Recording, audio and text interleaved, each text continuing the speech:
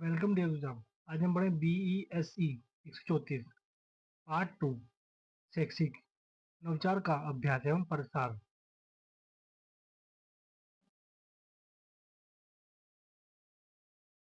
सर्वश्रेष्ठ शैक्षिक अभ्यासों नवचारों के विचार को समझना। शिक्षा आज मौलिक अधिकारों में से एक है। यह किसी भी समुदाय, समाज या राष्ट्र में प्रत्येक व्यक्ति के समग्र विकास को सुगम बनाने की अपेक्षा करती है।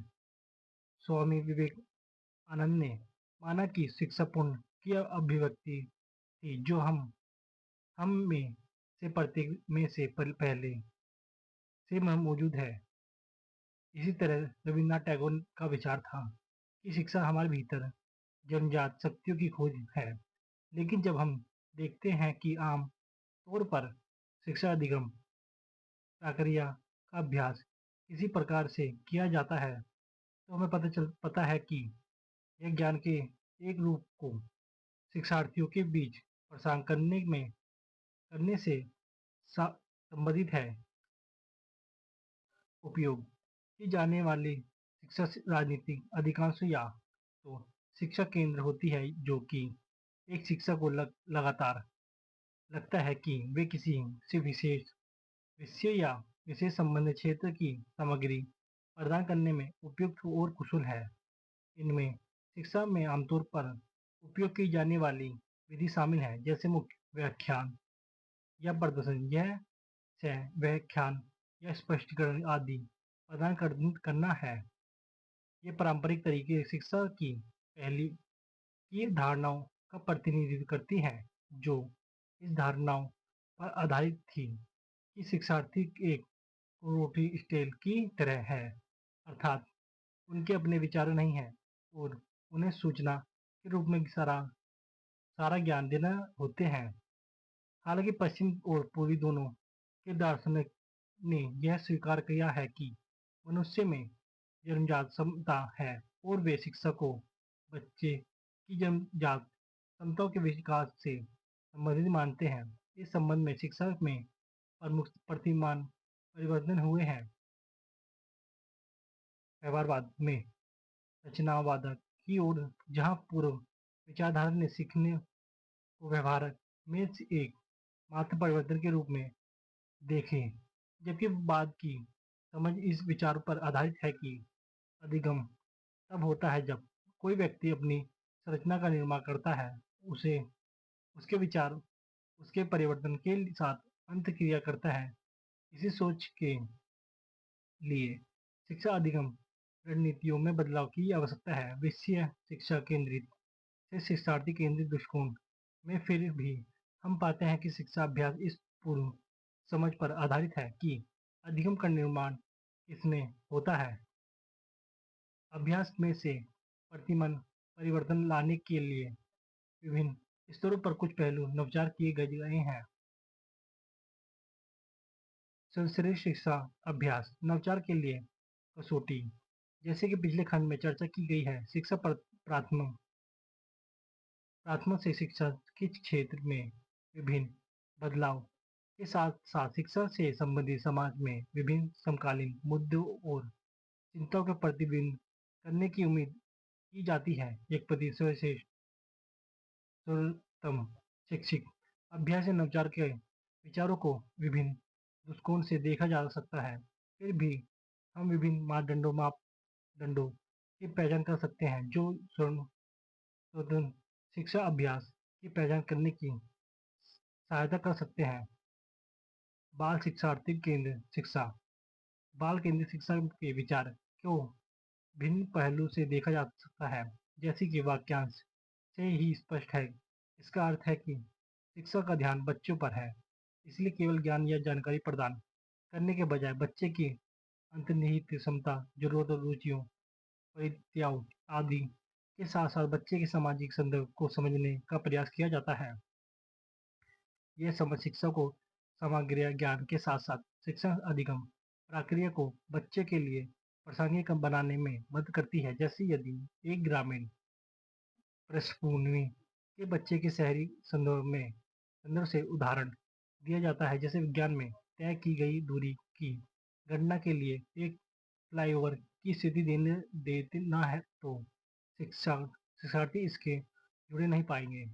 इसका उदाहरण को समझने मुश्किल है हो जाएगा। दूसरी ओर विज्ञान के प्रयोग में वैश्विक सामग्री का उपयोग करना हो जो आसानी से उपलब्ध है प्रक्रिया को अध्ययन प्रासंगिक बना लेते हैं। इस प्रकार से शिक्षार्थियों के संदर्भ के प्रति संवेदनशीलता गुणवत्ता शिक्षा के लिए महत्वपूर्ण है, लेकिन यह चुनौतीपूर्ण कार्य है। रचनात्मक शिक्षा यह अवधारणा पर आधारित है कि प्रत्येक शिक्षार्थी में रचनात्मक होने की क्षमता है, हालांकि यह विभिन्न डोमेन या श्रेणियों में हो सकता है। इस प्रकार रचनात्मक शिक्षा शिक्षार्थियों को उनकी रुचि के क्षेत्र में स्वतंत्र रूप से अलग अलग अपरगत और कल्पनाशील रूप से सोचने के अवसर प्रदान करती है और साथ ही शिक्षार्थियों के बीच रचनात्मक क्षमता का पोषण करती है। यह शिक्षा के मूल विचारों से सहमत है जो प्रत्येक व्यक्ति में सर्वश्रेष्ठ लाने पर केंद्रित है। इसीलिए यह शिक्षा में उन परंपराओं अभ्यास से अलग है जो शिक्षार्थियों के बीच एक ही तरह की सोच को बढ़ावा देती हैं और उन्हें स्वयं सोचने के लिए प्रोत्साहित नहीं करती।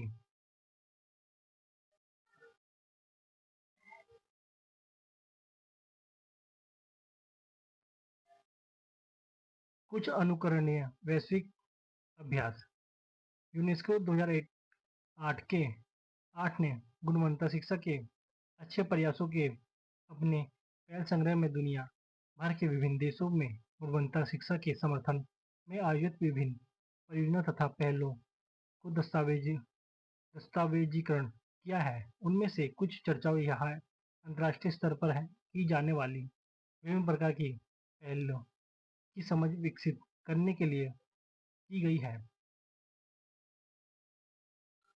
समावेशी की दिशा में एक पहल लेबनान के विद्यार्थियों में से एक ने नियमित कक्षाओं में सीखने की असमानता वाले छात्रों को शामिल करने की पहल की। इसके पीछे मुख्य विचार समकालीन कंकाल कलंक को खत्म करने और सभी बच्चों को एक प्रेरित वर्तमान वातावरण प्रदान करने की दिशा में प्रयास करना था। इसके लिए वे शिक्षार्थी दृष्टिकोणों में शोधन लाए, जैसे कि एक बहुसदवी दृष्टिकोण के उपयोग के साथ साथ कई अन्य शिक्षण तकनीकों की पेशकश करना। उनके अनुसार न केवल सीखने की असमानता वाले छात्र नियमित शैक्षणिक पाठ्यक्रम का सामना करने में सक्षम हुए हैं और स्वतंत्र हो गए, बल्कि बिना सीखने की असमानता वाले विद्यार्थियों इस घटना के बारे में अधिक जागरूक हो गए और उनकी मदद करने लगे। सामाजिक समावेशन की दिशा में एक पहल सड़क पर रहने वाले 55 बच्चों की पहचान की गई और उनमें से 7 से 16 साल वर्ष की आयु के 39 बच्चों हैं। शिक्षक तथा विद्यालयों से जुड़े युवा संघ के साथ साथ इस 2 वर्षीय परियोजना में शामिल थे। इसमें टीम वर्क शामिल था जिसमें शिक्षक समार्थी कार्यकर्ताओं माता पिता और सड़क पर रहने वाले बच्चों के साथ विशेषण शामिल वे विशेषताओं और सामाजिक कार्यकर्ताओं के ने बच्चों के साथ बातचीत की और उनसे कठिनाइयों के कारणों को समझने में उनकी मदद की और साथ ही उन्हें समाज में भाग लेने के लिए प्रेरित किया। इनमें बच्चों को नियंत्रित विद्यालय में फिर से शामिल होने के साथ साथ अपने परिवार के साथ फिर से जोड़ने में सहायता की। बाल केंद्रीय शिक्षा की ओर एक पहल ग्रीस के एक विद्यालय ने बच्चे के अधिकार पर एक परियोजना की जिसमें शिक्षार्थियों चर्चा पुस्तकों को पढ़ने तथा संबंधित यूनेस्को दस्तावेज के अध्ययन इंटरनेट पर शोध करने तथा इस क्षेत्र में कार्य कर रहे वैसे के क्षेत्र शस्त्रों से जुड़कर अपने अधिकारों के बारे में सीखने में शामिल थे। वे मानव अधिकारों के बारे में अपने विचार के बारे में अधिक जानने के लिए एक प्रश्नावली तैयार करने और अपने साथियों के से आंकड़ों एक करने में शामिल है। समाचार समापन चरण में शिक्षार्थी अपने विद्यालय में मानव अधिकार पोस्ट बनाने और प्रदर्शन करने में लगे हुए थे। इस प्रकार यह यह एक अभिनव पहल है क्योंकि इसमें विभिन्न स्तरों पर शिक्षार्थियों को शामिल किए गए हैं, जो अधिकारों के बारे में सीखने से लेकर दूसरे विचारों को जानने तक और अंत में अपने विद्यालय में जागरूकता पैदा करने करके इसे व्यवहार में लाने तक। एक बार देख लेना कुछ अनुकरणीय भारतीय अभ्यास। भारत धर्मशास्त्र, संस्कृति, क्षेत्र आदि के मामले में एक विविधतापूर्ण और विशाल देश है और इसलिए बहुत ही अनूठा है। इसमें विभिन्न संदर्भ में जिसमें शिक्षा को उन संदर्भ में रहने वाले समुदाय के लिए प्रासंगिक बनाया जाना है। साथ ही शिक्षा तक पहुंच हमेशा एक चुनौती रही है जिसका भारत सामना कर रहा है। कई व्यवहार्य संबंधित मुद्दे के कारण शिक्षा तक पहुंच न होने से कई ग्रामीण और आदिवासी समुदाय हाशियों पर चल गए। इसलिए कोई सरकारी साथ ही गैर सरकारी संगठन नवीन अभ्यासों की खोज स्थापना करने के लिए पहल कर रहे हैं जो संदर्भ के लिए सार्थक हैं। इनमें से कुछ पहल पर यहाँ चर्चा की गई है। एक बार देख लेता हूँ।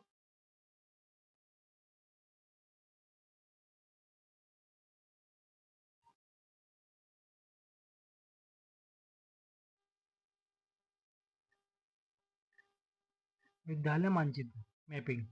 इसमें एक गांव का मानचित्र अभ्यास शामिल था जहां 4000 से अधिक गांव के द्वारा मानचित्र विकसित किया गए थे। इन विद्यालयों तक पहुंचने में स्थानीय समुदाय द्वारा सामना किया जाने वाली विभिन्न सामाजिक और सांस्कृतिक समस्याओं की पहचान की जाती है।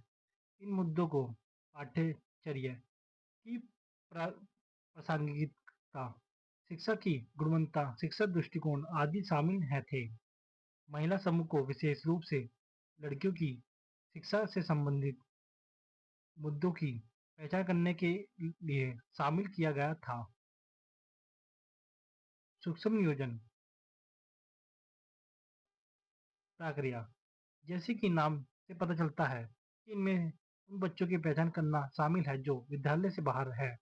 परिवार के संदर्भ में अथवा बच्चों के संदर्भ में यह आमतौर पर शिक्षक और ग्राम शिक्षा समिति द्वारा किया जाता है, जिसके लिए एक प्रतिरोधक पंची भी रखी जाती है। फिर वे संबंधित परिवारों से संपर्क करते हैं और यह सुनिश्चित करते हैं कि बच्चा नियमित रूप से विद्यालय जा रहा है। इसमें प्रवेश का उत्सव भी शामिल है जो माता पिता के लिए सकारात्मक और अनुकूल वातावरण तैयार करने और जागरूक विकसित करने के लिए, ताकि वे अपने बच्चों को विद्यालय भेजने के महत्वपूर्ण को समझ सकें। एकलव्य शैक्षिक कार्यक्रम।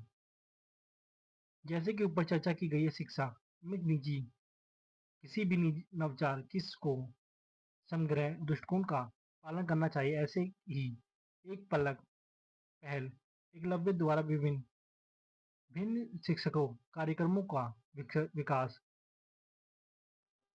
और क्षेत्र परीक्षण है जिसके शिक्षार्थी केंद्र शिक्षा विधि शामिल है। इन विधियों ने न केवल बच्चों के समस्या समाधान कौशल को बढ़ावा दिया बल्कि उन्हें अपने सामाजिक और प्राकृतिक पर्यावरणों के बारे में प्रश्न पूछने के लिए प्रोत्साहित किया। इसलिए सीखने के विचार में व्यक्ति के परिवर्तन और उसके भीतर के मुद्दे की समझ विकसित करना शामिल है। इस प्रकार विचार यह है कि आलोचनात्मक रूप से अपने चारों ओर देखने की उनकी क्षमता को पोषण करने, उन्हें जीवन भर सीखना वाले बनना चाहिए। एकलव्य मध्यम प्रदेश में स्थित एक गैर सरकारी संगठन है जो पिछले 2 दशकों से शिक्षा की सामग्री और शिक्षाशास्त्र को सामाजिक परिवर्तन से जोड़ने का प्रयास कर रहे हैं। इसकी स्थापना 1982 में समर्थक शिक्षकों को सभी की पहुंच में लाने के विचार के साथ की जाएगी। उनका नवचार समग्र है क्योंकि कक्षा प्रथमा में नवचार के साथ साथ उनकी परीक्षण प्रणाली शिक्षा परीक्षण कार्यक्रमों में सुधार करने का भी प्रयास किया हुआ है और बच्चों के साहित्य पत्रिकाओं साहित्य बड़े पैमाने पर संसाधनों का सृजन किया जहाँ शिक्षा अपने अनुभव विचार आदि समझ साझा करते हैं। विद्यालय से आगे जाकर वो समुदाय से संसाधनों की पहचान करने सीखने की जगह के विचारों को भी बढ़ावा जो सीखने के लिए इस्तेमाल किए जा सकते हैं। भारत में आईसीटी का पहल। भारत में विद्यालय शिक्षा में विभिन्न आईसीटी पहल पर चर्चा की गई है जो सरकार द्वारा न केवल शिक्षक में पहुंच में सुधार करती है या जिन तक पहुंचना हो उन्हें तक संसाधनों का प्रयास करती है बल्कि शिक्षक को सीखने की गुणवत्ता को बढ़ाकर गुणवत्तापूर्ण शिक्षा भी मदद प्रदान करती है। कुछ पहल इस प्रकार है। शिक्षक तक पहुंचने में सुधार। देश के विभिन्न भागों में विद्यालय की आवश्यकता की कल्पना करने किसी भी निवास क्षेत्र की उचित दूरी के भीतर स्वाभाविक भूमिक पहुंच सुनिश्चित करने के लिए विद्यालयों का भौगोलिक सूचना प्रणाली GIS मानचित्र की शुरुआत की गई है। एक बार देख लेना।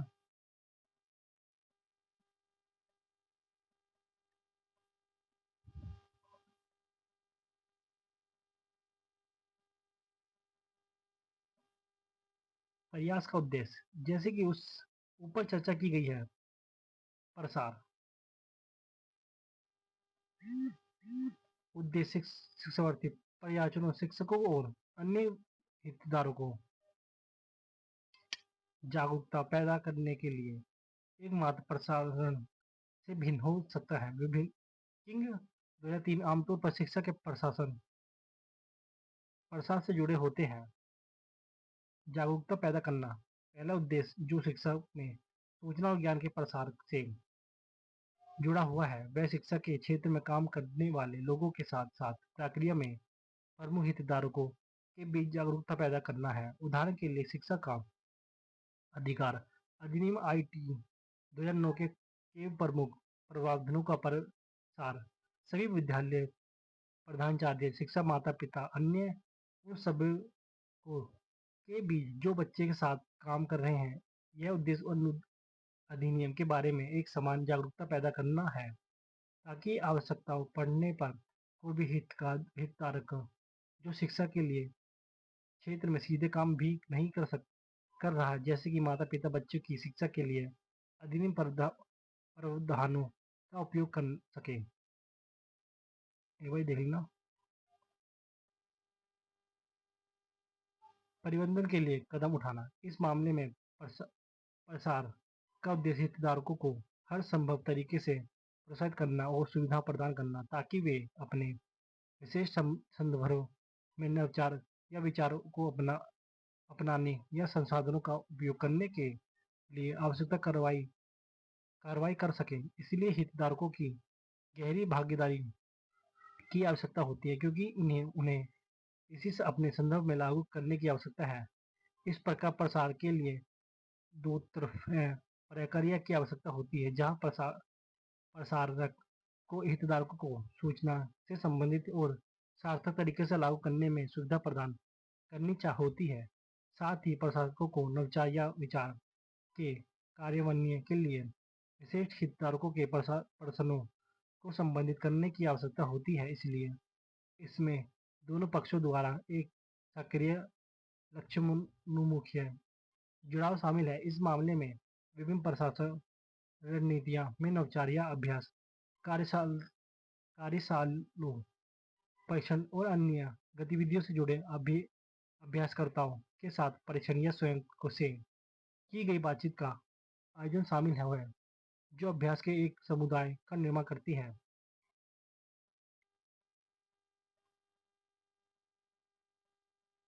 परिवर्तन के लिए एक कदम उठाए।